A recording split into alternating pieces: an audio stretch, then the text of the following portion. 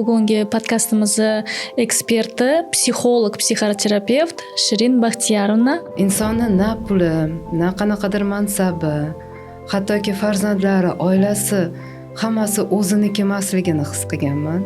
Farmatsevtikani o'zingiz tanlaganmisiz? Ya'ni sevib boruvmidingiz yoki majburiy bo'lganmi o'qish? Sizga ilm urug'i ekiladi. Lekin qachon u ilm urug'i ochilishi, u sizdan emas, mendan emas, u Allohdan.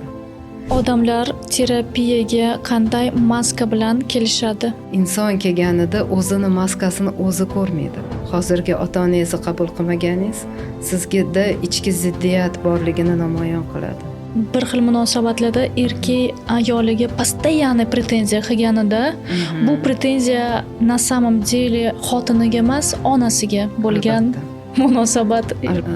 Siz hayotingizda bilgan lekin ishlatmagan ilmingiz sizga nisbatan zararga ketadi.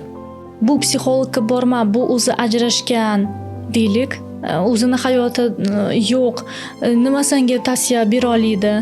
Lekin ishoning go'zal, zo'r mashina oladi, million puli bo'ladi, eng zo'r butiklardan kiyinadi. Lekin baribir o'sha bo'shligicha qoladi. Iltimos bo'ladi, bitta she'r o'qib berasizmi bizga?